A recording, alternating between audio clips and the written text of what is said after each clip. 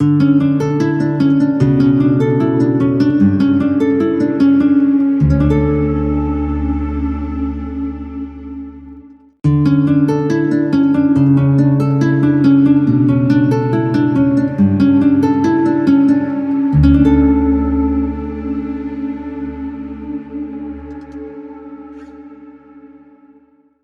थस्सलुनीकियों उसका चौथा बाब और उसकी 13वीं आयत से हम इसको पढ़ेंगे 18वीं आयत तक। ऐ भाइयों, हम नहीं चाहते कि जो सोते हैं उनकी बाबत तुम नावाकिफ रहो, ताकि औरों की मानंद जो नाउमीद हैं गम ना करो, क्योंकि जब हमें ये यकीन है कि यीशु मर गया और जी उठा, तो उसी तरह खुदा उनको भी जो सो गए हैं यीशु के वसीले से उसी के साथ ले आएगा।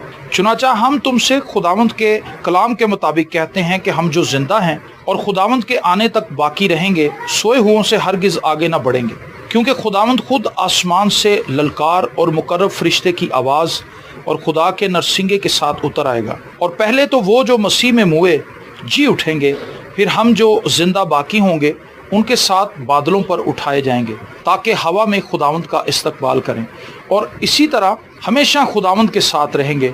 बस तुम इन बातों से एक दूसरे को तसल्ली दिया करो। आमीन। यहाँ पर पौलुस 2-4 बातें बड़ी ही खास करता है। जो आखिरी बात है वो ये है कि तुम इन बातों से एक दूसरे को तसल्ली दिया करो। जो मर गए हैं उनको वो मरा हुआ नहीं कहता, बल्कि खुदावंद में सो गए हैं। आपको पता है कि आज के दौर में जो इंसान जिंदा रह रहा है उसकी लाइफ के अंदर मसाइल कितने ज़्यादा हैं, किस कदर ज़्यादा उसके मसाइल हैं। तो पौलुस कहता है कि इस दुनिया के अंदर दुख तो बहुत ज़्यादा हैं, तकलीफ़ें बहुत ज़्यादा हैं, लेकिन हमने एक दूसरे को तसल्ली कैसे देनी है। दुख और तकलीफ़ बहुत से हैं, लेकिन वो उम्मीद किस चीज़ से दिलाता है कि ये दुख जो हैं ये आर्जी हैं, ये वक्ती तौर पर थोड़ी वक्त के लिए हमने देखने हैं, ये बीमारियां, ये तकलीफ़ें, लेकिन एक वक्त आएगा कि वो लोग जो हमसे पहले मसीह में सो गए हैं, और जब हम भी सो जाएंगे, अगर ना भी सोए और ज़िंदा रहे मसीह के आने तक, तो फिर वो कहता है कि हम जो सो गए हैं वो जी उठेंगे और हम जो है वो बदल जाएंगे और हवा में उड़कर मसीह का इस्तकबाल करेंगे। और वो कहता है कि इन बातों से एक दूसरे को तुमने तसल्ली देनी है कि जी हम यहाँ पर परदेसी और मुसाफिर हैं, ये हमारा कोई मुस्तकिल ठिकाना नहीं है, ये कोई मुस्तकिल क़यामगाह नहीं है जहाँ पे हमने हमेशा हमेशा के लिए रहना है। तो अगर ये दुख थोड़ी देर के लिए हैं तो हमें शुक्रगुजारी से इन्हें बर्दाश्त कर लेना चाहिए। ये जुदाई अगर थोड़ी देर के लिए है तो फिर हम खुशी से इसको बर्दाश्त करेंगे, खुदा उनकी शुक्रगुजारी करेंगे। और ज़बूर में लिखा है, ज़बूर हम गाते भी हैं, साड़ी उम्र भी गई भी गुजर भी जैमे को गुजरा ख्याल। उम्र एक ख्याल की तरह गुजर जाती है। आप अगर अपने माजी में नज़र दौड़ाएं तो सारी चीज़ें ख्याल की तरह ही हैं। तो वक्त तो बड़ी तेज़ी से गुजर रहा है, और उम्र एक आम आदमी की जो उम्र है वो ख्याल की तरह गुजर जाती है। जैसे ख्याल हमारे जहन में आता है और फिर हम सोचते हैं कि यार पता नहीं मैं क्या सोच रहा था। कुछ लोग ऐसे थे जिनसे हमें बड़ी उन्स थी, बड़ी मोहब्बत थी, हमने उनके साथ बड़ा अच्छा वक्त गुजारा, लेकिन आज वो नहीं है। आज उनकी तस्वीरें हैं, उनकी यादें हैं। लेकिन पौलुस हमें एक बड़ी ज़बरदस्त उम्मीद दिलाता है। वो कहता है कि भाई वो लोग जो सो गए हैं वो जी उठेंगे।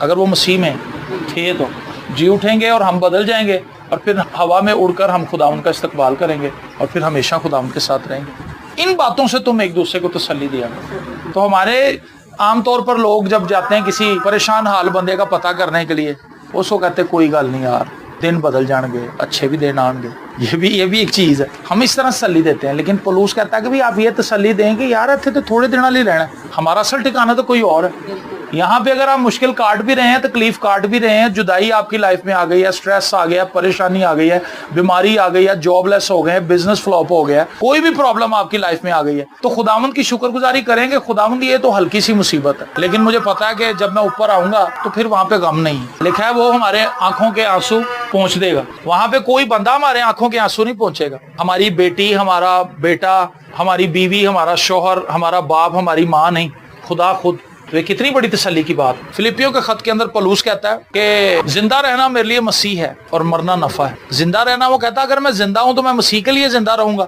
ये उसकी थॉट है, ये उसका ख्याल है। वो कोई बड़ी बिल्डिंग नहीं बनाना चाहता, अपने बच्चे उसके थे ही नहीं, वो कोई बहुत बड़ा कारोबार, कोई एम्पायर नहीं खड़ा करना चाहता। वो कहता है कि भी जिंदा रहना मेरे लिए मसीह है, ये मेरा विजन है, ये मेरा टारगेट है। आज हम जिंदा हैं, हमारे मकसद कुछ और है। मैं लोगों से मिलता हूँ, बेटा बस दुआ करो मैं अपने बच्चों की शादियां कर दो। वो शादियां तो उन्होंने हो ही जानी है जब वो आए हैं जमीन पे। तुम किस चीज के लिए फिक्र कर रहे हो? हमने खाम खा के स्यापे अपने ऊपर डाल ली है, ये भी फिक्र, ये भी फिक्र। हम उन चीजों के लिए भी फिक्र कर रहे हैं जो सरासर खुदा के काम है। रोटी कहाँ से आएगी? रोटी वो देने वाला है। تو ہم کئی بار خدا کا بھی جو کام ہے نا وہ اپنے ذمہ لگا لیتے ہیں, تو اسی لیے پھر زیادہ پریشان ہوئے, ٹینشنوں میں پڑے رہتے ہیں. تو جو خدا کے ساتھ لائف ہے نا وہ بنداس ہے, بغیر کسی فکر کے, بغیر کسی خوف کے. یسوع مسیح نے کہا تم ہوا کے پرندوں کو دیکھو, نہ بوتے ہیں, نہ کاٹتے ہیں, نہ ان کے کوئی کھتے ہوتے ہیں, نہ کوئی بینک بیلنس ہے, کچھ بھی نہیں ہے. آج میں زندہ ہے وہ. ہمارے جو باہر درخت ہے گھر کے, میں اکثر وہاں پہ کھڑا ہوتا ہوں تو وہاں پہ مختلف پرندے آ کے بیٹھتے ہیں, چڑیاں, کوے اور مختلف قسم کی فاختائیں اور یہ وہ. تو میں انہیں دیکھتا ہوں کہ بھی نہ ان کے ہاتھ ہیں, پر ہیں, مطلب اس سے وہ چونچ سے ہی اپنا کھانا کھاتے ہیں, ایسے نہیں کہ نوالا بنا کے ہماری طرح سے کھاتے ہیں. ان کی چونچ ہے صرف. ان کا ذہن بھی اتنا سا سر ہے چڑیا کا, اس کے اندر اتنا سا دماغ ہے. اور جب وہ صبح اپنے گھونسلے سے اڑتی ہے, اس کے بچے گھر پہ ہوتے ہیں, وہ اڑتی ہے, وہ ایمان سے اڑتی ہے. اس کو پتا ہوتا ہے کہ میں جاؤں گی کہیں نہ کہیں مجھے دانا مل جانا. ہمارے ہاتھ بھی ہیں, ہمارے پیر بھی ہیں, ہماری عقل بھی ان سے کئی گنا زیادہ ہے, ہمارا زور بھی ان سے, پھر بھی ہم فکروں سے بھرے ہوئے ہیں. تو وہ ایک ریسرچ یہی کہتی ہے نا کہ دنیا کے اندر واحد ایک ایسی مخلوق ہے جو کماتی ہے. باقی دنیا کے اندر کوئی مخلوق کماتی نہیں ہے. نہ مگرمچھ پیسے کماتا ہے, نہ شیر کماتا ہے, نہ چڑیا کماتی ہے, نہ چینٹی کماتی ہے, کوئی جانور نہیں کماتا, صرف انسان کماتا ہے, اور سب سے زیادہ پریشان وہی ہے. تو زندگی جو ٹرسٹ کی ہے, خدا کے اوپر بھروسہ کرنا, توکل کرنا, یسوع مسیح نے کہا سب سے کمزور مخلوق کی مثال دی ہے خدا بندی. ہوا کے پرندوں کو دیکھو, نہ بوتے ہیں نہ کاٹتے ہیں, تو بھی تمہارا آسمانی باپ ان کو کھلاتا ہے. تو ایک کم اعتقاد ہو, تم کو کیوں نہ کھلائے گا. تو ضروری ہے اگر کوئی ہمارا عزیز پریشان ہے, بیمار ہے, مصیبت میں ہے, تو آپ اسے تسلی دیں, اس کے لیے دعا بھی کریں. اس سے کہیں کہ بھائی آپ بیمار ہیں, ہم آپ کا پتہ کرنے کے لیے آئے ہیں, لیکن یہ عارضی ٹھکانہ ہے ہمارا, ہم نے یہاں سے جانا ہے, ہم نے تو اوپر رہنا ہے. وہاں پہ کوئی بیماری نہیں ہے, وہاں پہ کوئی پریشانی نہیں ہے, وہاں پہ کوئی تنگ دستی نہیں ہے.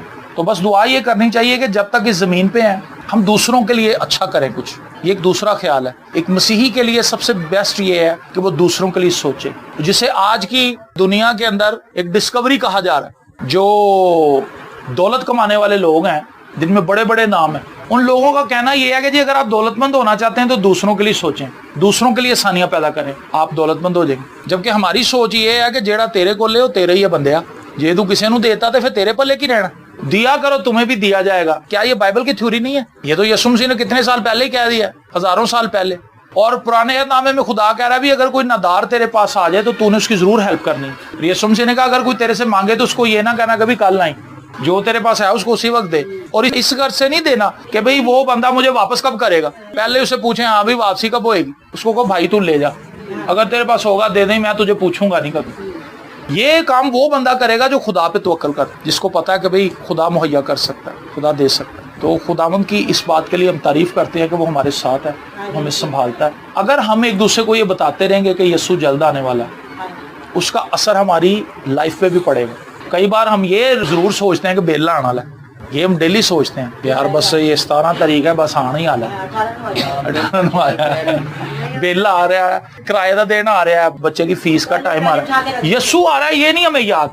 تو پولس کہتا ہے تم اسی بات سے ایک دوسرے کو تسلی دیا کہ بھئی تمہارا جو مشکل کا وقت ہے یہ بہت چھوٹا ہے, لیکن جو ہمارا اجر ہے وہ بہت بڑا ہے. وہ زندگی نہ ختم ہونے والی, اس میں نہ کوئی جھوری ہے, نہ کوئی بڑھاپا ہے, نہ اس کے اندر اوپر آسمان پہ کوئی اسپتال نہیں ہے اس لیے کہ وہاں پہ بیماری کوئی نہیں ہوگا, نہ اتنے کوئی 112 دیاں گڈیاں پھرن ڈیاں جڑیاں حادثے دے وچ لوکاں چوک کے لے کے جان گیاں, کچھ بھی نہیں. وہاں پہ تو اطمینان ہے, خوشی ہے, شادمانی ہے. لیکن یہ ان لوگوں کے لیے ہے جنہوں نے زمین پر خدا ان کے ساتھ ٹائم سپینڈ. تو یہ ہے کہ ان کی آج لائف کو ہم یاد کر رہے ہیں, ان کے بارے میں کچھ سوچ رہے ہیں. تو ضروری ہے کہ ہم اپنے بارے میں بھی سوچیں کہ ہمارا اس زمین پر کتنا وقت ہے, ماضی میں ہم نے کس طرح سے اپنی زندگی میں فیصلے لیے, کون سی غلطیاں کی جس کی وجہ سے ہم نے اپنی زندگی میں ناکامیاں بھی دیکھیں, لیکن اپنی آئندہ آنے والی زندگی میں ہم کیا کریں گے. میں اکثر ایک کہانی سناتا ہوں اور اسی پہ اس کو ختم کروں گا. ایک بچہ تھا, وہ ایک گاؤں میں رہتا تھا, اس گاؤں کے ساتھ ہی ایک جنگل تھا, اور اس بچے کی خواہش ہوتی تھی کہ کسی دن میں جنگل کے اندر جاؤں. اس کی ماں اسے روکتی تھی کہ نہیں بیٹا, اگر تو جنگل کے اندر جائے گا تو کوئی بھی خونخوار درندہ تجھے پکڑ لے گا, جہاں پہ سارے بچے کھیل رہے ہوتے ہیں تو انہیں وہیں رہنا, آگے نہیں جانا. لیکن وہ بچہ ضدی تھا یا اس کے اندر تجسس تھا, وہ بچہ چپ کر کے ایک دن کھیلتے کھیلتے کھیلتے وہ نکل گیا, وہ جنگل میں چلا گیا.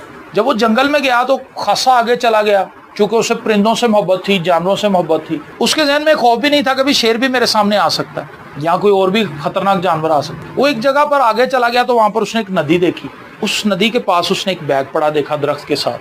اس بیگ کے اندر اس نے دیکھا کہ اس کے اندر بڑے رنگ برنگے سے پتھر ہیں, ہیرے کہہ لیں آپ. اس نے وہ بیگ اٹھا لیا, اتنا سا بیگ تھا, جسے پوٹلی آپ کہتے ہیں, وہ اس نے اٹھا لیا اور اس نے وہ اس کی گرا کھولی. اب وہ جاتے جاتے کسی کوے کو مار رہا ہے, شرارت کرتا ہوا کسی چڑیا کو مار رہا ہے, وہ پتھر ضائع کر رہا ہے. جب وہ اپنے گھر پہنچا تو اس کے پاس گنتی کے 10-12 پتھر اس کے پاس رہ گئے تھے. اس نے لا کے اس کو ٹیبل پہ رکھ دیا. تو اس کا باپ اور اس کے باپ کا دوست وہ وہاں پر بیٹھے ہوئے تھے کمرے میں. تو انہوں نے کہا بیٹا یہ تو کیا لے کے آیا, تو کہاں سے آیا؟ اب وہ یہ بھی نہیں کہہ سکتا کہ میں جنگل گیا تھا. اس نے کہا تھا جی یہ راستے میں سے مجھے پڑا ہوا ملا ہے. ہاں جی, ڈر سے سچی. اس نے کہا جی وہ نا جنگل کے پاس ہم کھیل رہے تھے تو وہاں پہ ہمیں یہ ملا. تو وہ اس نے جب کھول کے دیکھا, اس کے دوست نے, اس نے دیکھا, انہوں نے کہا تھا یار ہیرے نے, یہ تو ہیرے اور یہ تو اتنے قیمتی لگ رہے ہیں کہ اگر یہ تم اس کو بیچو گے تو تمہارے تو وارے نہیں آ رہے ہو جائیں گے, دن بدل جائیں گے. تو وہ بچہ رونے لگ گیا.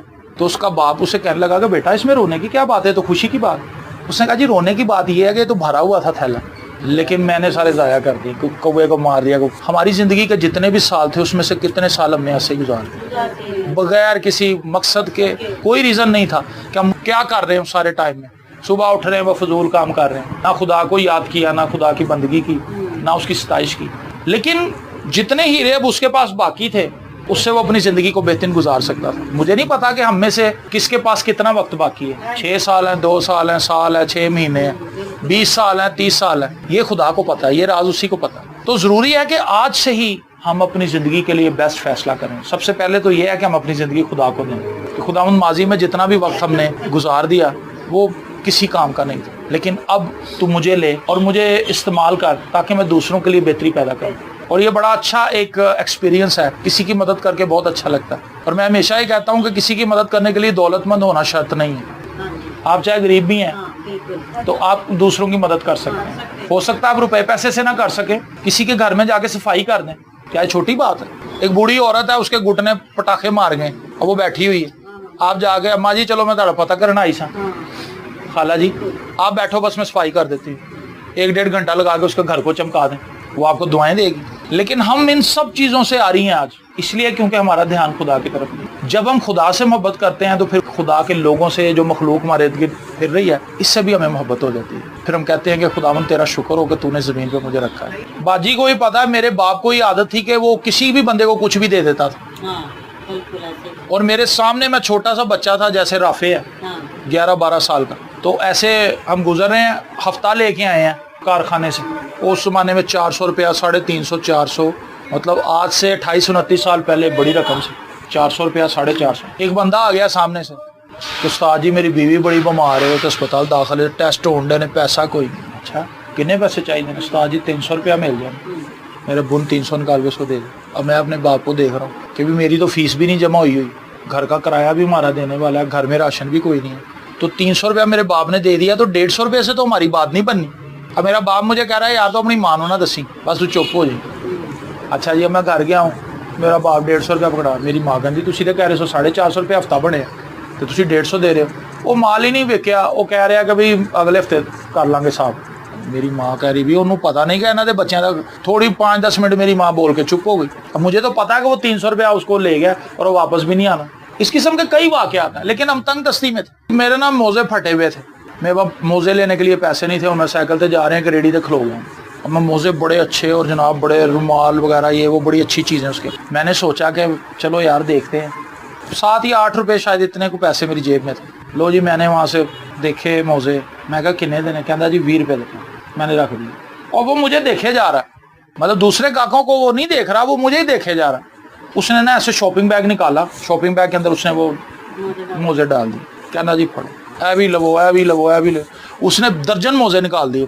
میں یار ہے کہ کرن ڈیا, میرے کو تو 7 روپیے نے جیب, یہ 20 روپے کی جوڑی بتا رہا ہے, یہ تو درجن 240 کے بن جائیں گے. میں کہا انکل جی میرے کو اتنے پیسے نہیں ہے. کہنا یار تو لیاس کا پتر ہے نا. میں کہا جی ہاں جی. کہنا یار ریڑھی تیرے پیو نے لوائی ہوئی, اندازہ کرو آپ. کہنا یار تینوں جدوں بھی بنیانا دی ضرورت ہوئے, کسی چیز دی ضرورت ہوئے, تو اتنے آ جایا کر. ایسا سمجھ کے تیرے چاچے دی دکان ہے, تیرے چاچے دی ریڑھی. میں پھر خیر کبھی دوبارہ اس ریڑھی کی طرف گیا بھی نہیں کہ بھی میرے پیو نے اگر پیسے دیتے سو میں منہ چوک کے اتنے پہنچ جا کے دیا میرے پیو دی ریڑھی, مطلب یہ نہیں. لیکن اگر آپ نے کچھ کیا ہوا ہے اس کا رزلٹ آپ کو ملے گا. بہت سی چیزیں میں سمجھتا ہوں, میرا باپ بہت سی چیزوں میں فیلئر تھا, لیکن بہت سے میرے باپ نے کام ایسے بھی کیے ہوئے ہیں جس کی فصل میں آج کاٹ رہا ہوں, اور بہت سے کام میں ایسے کر رہا ہوں جس کی فصل وائز نے کاٹنی. ایسا ہی ہے. تو ضروری یہ ہے کہ جو کچھ آپ نے اچھی نیت سے کر دیا نا کسی کے لیے, آپ کو اس کا فروٹ ملنا ہی ملنا ہے، آپ بینیفٹ میں ہی ہو۔ خدا کا کلام ہمیں یہی بتاتا ہے کہ اگر کوئی آپ سے مدد کے لیے ریکویسٹ کرتا ہے تو آپ ہی اس کے فوراً پیچھے نہ چلے جائیں گے، آپ ہی تینوں تو میں جاننا، نہیں، اس کی مدد کرنا، خدا اجر آپ کو دے گا۔ ٹھیک ہے، دعا کرتے ہیں۔